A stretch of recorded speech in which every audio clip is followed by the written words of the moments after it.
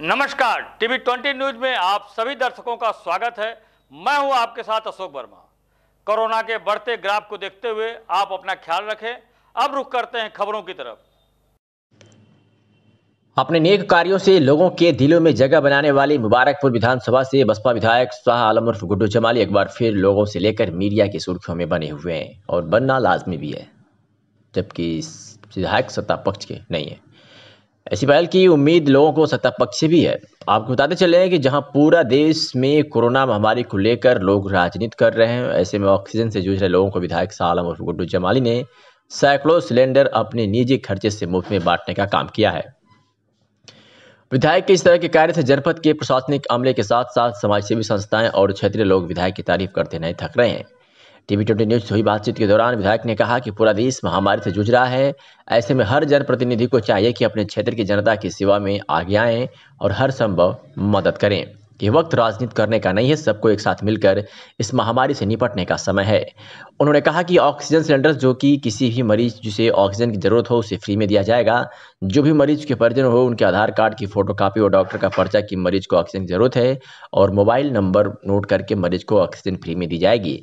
विधायक मुबारकपुर ने कहा कि पहले दिन से इसके लिए लगा था, जो कि अब चुनाव अर्थशास्त्र के जरिए खरीदकर महाराष्ट्र से मंगवाया।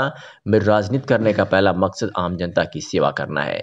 आगे उन्होंने कहा कि मुबारकपुर क्षेत्र के साथ साथ पूरे जिले से कोई भी मरीज ऑक्सीजन के लिए आएगा उसे मुहैया कराने का पूरा प्रयास करूंगा। विधायक ने और क्या कुछ कहा, सुनवाते हैं। विधायक जी, इस आपदा की घड़ी में आपने सिलेंडर्स मंगाए हैं, कितने सिलेंडर मंगाए हैं और कहां से मंगाया गया है, किस तरह से परचेज किया गया है? देखिए, हम लोगों ने मैं जब से ये प्रॉब्लम चल रही थी तो सच्चाई ये है कि आप जानते हैं कि मैं राजनीति का मेरा मकसद ही समाज सेवा है। मैं कोई I am not a hardcore politician, I am a social worker. और उसी वक्त से मैं इस प्रयास में लगा था कि कुछ काम किया जाए, बावजूद इसके कि हम लोग खाली बयानबाजी और वो करें। तो मैं इस सिलसिले में हर तरफ दिल्ली में जहाँ जहाँ भी अपने कॉन्टेक्ट्स थे, बॉम्बे में, महाराष्ट्र में, हर जगह बात हो रही थी। इसी बीच में मेरे एक साधु होते हैं डॉक्टर अलीम साहब, जो अरशद सिद्दीकी साहब बॉम्बे में हैं, उनके छोटे भाई हैं, उनसे बात हुई। मैं अरशद भाई का भी शुक्रगुजार हूँ कि उनसे मैंने बात किया तो उन्होंने कहा कि नहीं, मैं यहाँ से आप ख़रीद लो, मैं दिलवा देता हूँ आपको। और उन्हीं के ज़रिए ये हम लोग मैनेज करने में कामयाब हुए, जिसमें मुझे 200 अभी आया है, जिसका मैंने लगभग 10,62,000 का पेमेंट किया है। और मैं अभी और भी प्रयासरत हूँ। मेरे जितने भी साथी हैं, अब्दुल्ला, अनवार भाई, गुड्डू भाई, लखानी, ये सारे लोग लगातार लगे हुए हैं। हमारी पूरी टीम जो मेरे साथ काम में मेरा हाथ बटाती है, मदद करती है, वो सारे लोग लगे हुए हैं। और हम लोग एक्टिव हैं इस बात के लिए कि वी आर ट्राइंग कि कम से कम हम लोग 300 से 500 सिलेंडर और मैनेज कर पाएँ ताकि किल्लत कुछ कम हो। कैसे इसका डिस्ट्रीब्यूशन करेंगे, क्या इसका डिस्ट्रीब्यूशन का आधार ये है ब्रदर कि हमने ये रखा है कि एक तो without any caste. Without any caste means कि कोई डिपॉजिट भी नहीं। कुछ लोगों ने कहा डिपॉजिट ले, मैंने कहा यार ये छोटी बात है। मैं अपने ज़िले में किसी से ये नहीं कह सकता कि मैं सरेंडर दे रहा हूँ तो मुझे इसके बदले में आप कोई राशि जमा करो, ज़मानत। एक डॉक्टर का प्रिस्क्रिप्शन कि भाई ये mister x is he needs oxygen, एक तो ये होना चाहिए। नंबर 2, उसका आधार कार्ड, मोबाइल नंबर ले लेते हैं, तो उससे ये हम लोग कह देते हैं कि जब आपकी ज़रूरत ख़त्म हो जाए तो या तो हमारे यहाँ सिलेंडर पहुँचा दीजिएगा या हम आपको बताएंगे किसी दूसरे पेशेंट को उसको दे दीजिएगा। इस ढर्रे पे हम लोगों ने बिना किसी भेदभाव के, कोई किसी धर्म जाति का हो, कोई किसी से ताल्लुक़ रखता हो, हम सबको दे रहे हैं। हमने दिया भी, बल्कि ये निकाल के इसलिए रखा है कि अभी गाड़ियाँ ये लगेंगी, बंटने जा रहा है। हमने लिस्ट बना लिया है कुछ लोगों की, जो शहर के प्रोमिनेंट लोग भी हैं, जिम्मेदार हैं। कुछ लोगों ने कहा हमसे कि हमको भी दे दीजिए, थोड़ा हम लोग भी मदद करेंगे लोगों को, जैसे मेरे मोहल्ले, मेरे गाँव में। तो हम लोग उस आधार पर कर रहे हैं। तो क्या इसमें आपकी विधानसभा रहेगी कि पूरा शहर, पूरा जिला? नहीं, देखिए ऐसा नहीं है। मैं एमएलए ज़रूर हूँ मुबारकपुरा का, लेकिन ये ज़िला पूरा मेरा है जी। ठीक है, मुबारकपुर के लिए मेरी ज़्यादा सॉफ्ट कार्नर है, उसे वहाँ से 2-2 बार उन्होंने मुझे एमएलए बनाया है। लेकिन सच्चाई ये है कि ये पूरे ज़िले में लोगों को काम आएगा और ज़िले से बाहर भी ज़रूरत है। अभी तो मोहम्मदाबाद, गोहना में रात में दिया है, तो ज़िले से बाहर है, मऊ में। जी। तो ये इंसानियत का काम है, इसमें लाइन नहीं खींचा जा सकता। ना ये वोट के लिए नहीं हो रहा है कि मुझे मुबारकपुर से वोट लेना है तो सिर्फ मैं वहाँ का दूंगा ना। मैं तो इसको लालगंज में भी दूंगा और मैं इसको फूलपुर अंबारी में भी दूंगा। मैंने पिछली बार, मैं कहना नहीं चाहता, जब राशन का वितरण कर रहा था तो मैं जिले और जिले के बाहर भी मैंने किया, बहुत बड़े पैमाने पे हम लोगों ने किया था। वो तो ऊपर वाले ने, हम क्या हैं, हम लोग यार किस लायक हैं, ये ऊपर वाला हम लोगों की मदद करता है। और मैं इस बारे में खुशनसीब हूँ कि मेरी टीम, मेरे भाई बंद दोस्त यार मेरे अच्छे हैं, वो लोग करते हैं सब, मैं तो खाली खड़ा हूँ एक खाका।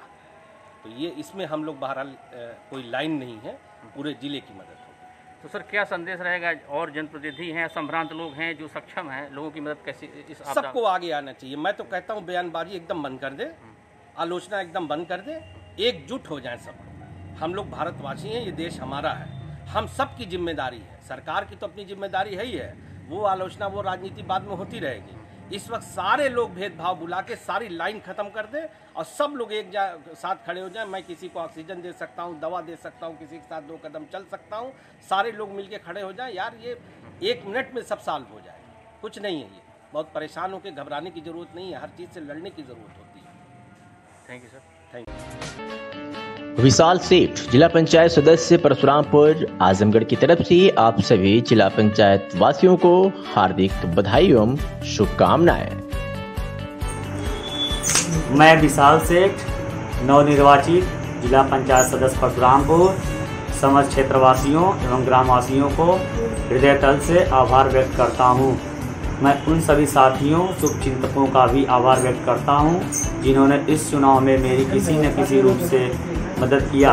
मैं अपनी संपूर्ण क्षमता से क्षेत्र के विकास के लिए कार्य करता रहूँगा और साथ ही साथ सभी के सुख दुख में उनके साथ सवर्त खड़ा रहूँगा। धन्यवाद। जिला पंचायत सदस्य परशुरामपुर विशाल सेठ।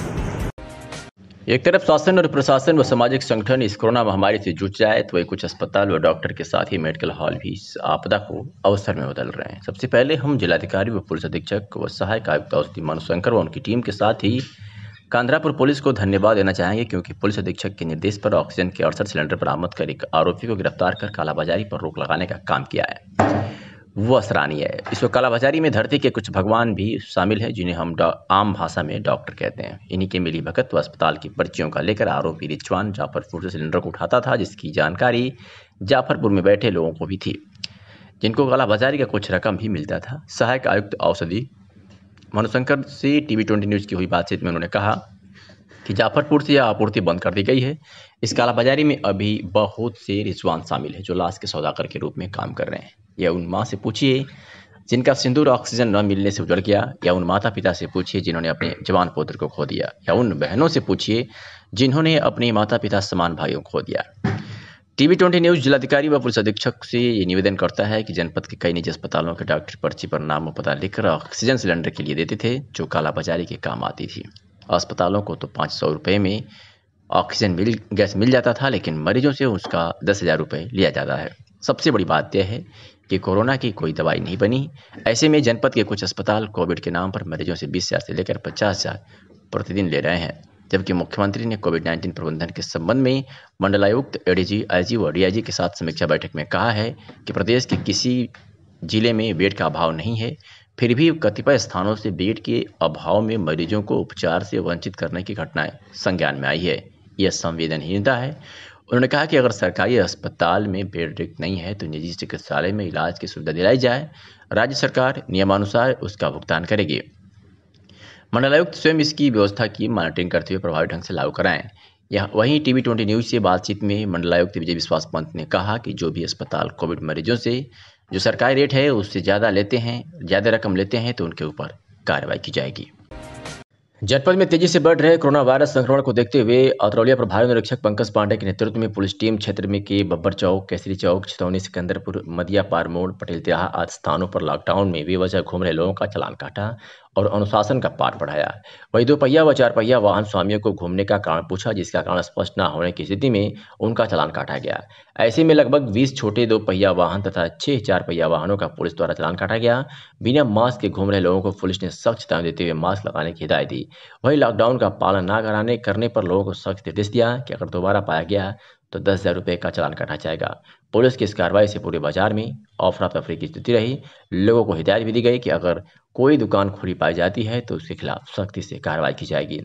नगर पंचायत द्वारा भी बार बार मुनादी करा दी गई है कि कोई भी दुकान न खोले तथा लॉकडाउन के नियमों का पालन करे। नगर पंचायत ततरौलिया में सफाई कर्मचारियों द्वारा नगर के मुख्य नाले की सफाई की गई तथा ब्लीचिंग चूने का छिड़काव किया गया। मुख्य नाला कई दिनों से बाधित था, जिसकी वजह से नाले से ऊपर पानी बह रहा था। कोरोना संक्रमण को देखते हुए अधिशासी अधिकारी संपूर्णानंद तिवारी के नेतृत्व में सफाई नायक राधेश्याम सिंह तथा सफाई कर्मियों की पूरी टीम द्वारा मुख्य नाले से लेकर अन्य नालों की भी सफाई की गई। सफाई नायक राधेश्याम सिंह ने बताया कि प्लास्टिक की बोरियां तथा सड़ी गली सब्जियां जो थैले में करके नाले में डाल दी गई थी, जिसकी वजह से नाला बुरी तरीके से जाम हो गया था, जिससे नाले का पानी नहीं निकल रहा था। अधिशासी अधिकारी संपूर्णानंद तिवारी ने बताया कि बहुत सी सब्जी की बोरी फंसी हुई थी, जिसको सफाई नायक के दिशा निर्देश पर निकलवाकर सफाई करवा दी गई है। अब नाले का पानी ओवरलोड नहीं होगा और साथ ही उन्होंने नगर पंचायत की जनता से अपील की है कि नाले में कूड़ा करकट, प्लास्टिक की बोरियां, सब्जी इत्यादि ना फेंकें, जिससे सफाई करने में कोई दिक्कत ना हो।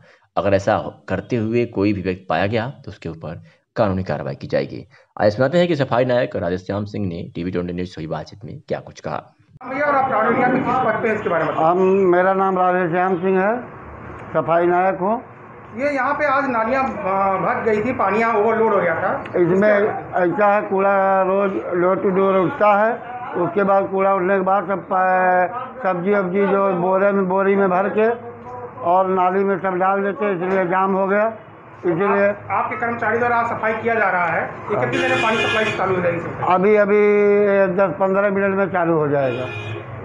इसके लिए आप जनता को क्या कहेंगे? जनता से मेरा अनुरोध है कि सब लोग साफ सफाई पर विशेष ध्यान दें और जो है नाली में कूड़ा कचरा हरीश वगैरह और सब्जी फब्जी ना डालें।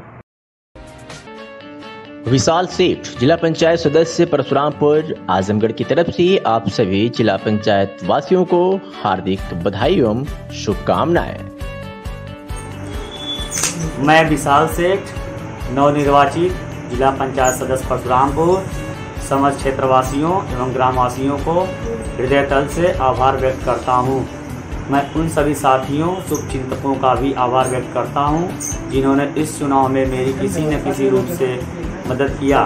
मैं अपनी संपूर्ण क्षमता से क्षेत्र के विकास के लिए कार्य करता रहूँगा और साथ ही साथ सभी के सुख दुख में उनके साथ सवर्त खड़ा रहूँगा। धन्यवाद। जिला पंचायत सदस्य परशुरामपुर विशाल सेठ। कोरोना के बढ़ते संक्रमण को देखते हुए प्रदेश सरकार ने कोरोना कर्फ्यू तो लगा दिया है, लेकिन इस वीडियो को देखने के बाद लग रहा है कि शायद यह लोग कानून का मजाक उड़ा रहे हैं। ठूठीबारी के रामनगर गांव में प्रधान प्रतिनिधि अभय शंकर के विजय जुलूस में वाहनों का काफिला व समर्थकों द्वारा अबीर गुलाल लगाने का वीडियो वायरल होते ही क्षेत्र में तहलका तो मच गया और लोग कह रहे हैं क्या इनके लिए लॉकडाउन नहीं है, पर ठूठीबारी पुलिस कार्रवाई को लेकर बचती नजर आ रही है। दरअसल निचलौल ब्लॉक के ग्राम सभा रामनगर की प्रधान की सीट इस बार अनुसूचित जनजाति के लिए आरक्षित थी। बताया जा रहा है कि क्षेत्र के रसोईदार अभय शंकर सिंह ने अपने एक समर्थक को चुनाव में भरपूर समर्थन किया, जिसके चलते अनुसूचित जनजाति का समर्थक चुनाव जीत गया। इस जीत पर रामनगर में अभय शंकर सिंह के नेतृत्व में भव्य जुलूस निकाला गया। एक होटल लगे स्कॉर्पियो से अभय शंकर सिंह फूलमाला पहन उतरे। उनकी गाड़ी के पीछे कई अन्य गाड़ियों का भी काफिला था। विजय जुलूस गांव में पहुंचने पर महिलाएं विजेता प्रधान के साथ अभय शंकर सिंह को भी अबीर लगा रही थी। इस दौरान वायरल वीडियो में काफी भीड़ मौजूद थी। सोशल डिस्टेंसिंग का तनिक भी पालन नहीं दिखा। यह विजय जुलूस डीएम और एसपी के सख्त रोक के बाद भी निकाली गई। वहीं जिले के अन्य गांवों में विजय जुलूस निकालने पर केस दर्ज कर कार्रवाई की गई। और देखना है कि ठूठीबारी क्षेत्र के रामनगर में विजय जुलूस के वायरल वीडियो पर पुलिस प्रशासन क्या कार्रवाई करता है।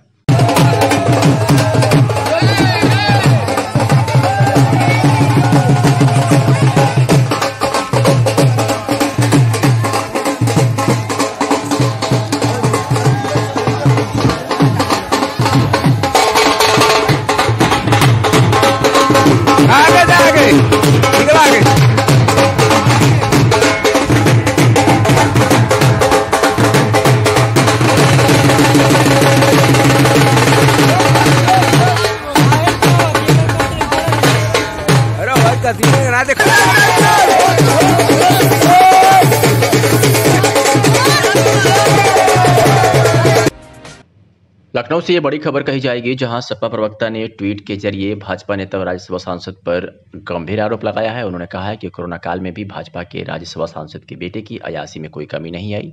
राज्यसभा सांसद के बेटे ने 7 लाख रुपए देकर थाईलैंड से कालगल बुलाई थी, जो संक्रमण हुई थी और इलाज के दौरान उसकी मौत हो गई। लखनऊ कमिश्नरेट पुलिस अब खंगाल रही है तार कि आखिर कैसे चल रहा विदेशी कालगल का नेटवर्क। पुलिस राजस्थान के ट्रेवल एजेंट की तलाश में लेकिन राजधानी में अपनी अयाशी के लिए बुलाने वाले राज्यसभा सांसद व्यवसायी का बेटा अभी भी पुलिस की जद से बाहर है। 10 दिन तक कॉल गर्ल थी लखनऊ में मौजूद, लेकिन संपर्क में आने वाली का पुलिस अब पता लगा रही है। कालगर्ल को लखनऊ बुलाने वाले भाजपा के राज्यसभा सांसद के बेटे से अभी तक कोई पूछताछ नहीं हुई है। पहला सवाल यह है कि आखिर लॉकडाउन के बीच वो भारत कैसे आई। वही एक अखबार में प्रकाशित रिपोर्ट के मुताबिक ये महिला एक कालगर्ल थी जिसे 10 दिन पहले लखनऊ के एक बड़े बिजनेसमैन के बेटे ने लाखों रुपए खर्च करके थाईलैंड से बुलाया था, लेकिन 2 दिन बाद ही वो बीमार पड़ गई तो उसे लोहिया अस्पताल में ले जाया गया जहां उसकी मौत हो गई। फिर पुलिस ने लखनऊ में उसकी सहयोगी एजेंट सलमान की मौजूदगी में अंतिम संस्कार करा दिया। इसी सलमान के सहारे वो भारत आई थी। लखनऊ पुलिस अब सलमान से विदेशी महिला की भारत आने की वजह के बारे में पूछताछ कर सकती है। पुलिस ने बताया कि महिला 28 अप्रैल को लखनऊ पहुंची थी। तबीयत बिगड़ने के बाद उसे अस्पताल ले जाया गया। वहां इसी बीच थाई दूतावास का कहना है कि उसके अधिकारी इस मामले को लेकर मृतका के परिजनों और लखनऊ पुलिस के संपर्क में है। उत्तर प्रदेश के आजमगढ़ जनपद से खबर दिखा रहे हैं, जहां आज लालगंज तहसील में एसडीएम पंकज कुमार श्रीवास्तव के निर्देश में लालगंज मार्केट में स्थित राजश्री स्वयं शुक्ला और कई मेडिकल स्टोरों का निरीक्षण किया गया। निरीक्षण के दौरान कोविड प्रोटोकॉल का पालन करने की नसीहत दी गई। साथ ही कोरोना किट से संबंधित दवाओं का स्टॉक देखा गया। उन्होंने कहा कि अगर कोई कोविड के लक्षण वाला व्यक्ति आता है तो कोविड प्रोटोकॉल के तहत दवाएं दें। प्रतिदिन रजिस्टर मेंटेन करें और प्रतिदिन रजिस्टर की कॉपी सामुदायिक केंद्र भेजें ताकि उनकी मॉनिटरिंग की जा सके। रजिस्टर न बनाने पर महामारी अधिनियम के तहत कार्रवाई होगी। साथ ही कोविड की किट भी रखें। मौके पर सीओ लालगंज और चौकी प्रभारी लालगंज उपस्थित रहे। ड्रग इंस्पेक्टर को भी बताया गया कि नियमित निरीक्षण जारी रखें। विशाल सेठ, जिला पंचायत सदस्य परशुरामपुर, आजमगढ़ की तरफ से आप सभी जिला पंचायत वासियों को हार्दिक बधाई एवं शुभकामनाएं। मैं विशाल सेठ, नवनिर्वाचित जिला पंचायत सदस्य परशुरामपुर, समस्त क्षेत्रवासियों एवं ग्रामवासियों को हृदय तल से आभार व्यक्त करता हूं। मैं उन सभी साथियों शुभचिंतकों का भी आभार व्यक्त करता हूं जिन्होंने इस चुनाव में मेरी किसी न किसी रूप से मदद किया। मैं अपनी संपूर्ण क्षमता से क्षेत्र के विकास के लिए कार्य करता रहूंगा और साथ ही साथ सभी के सुख दुख में उनके साथ सवर्त खड़ा रहूंगा। धन्यवाद। जिला पंचायत सदस्य परशुरामपुर विशाल सेठ।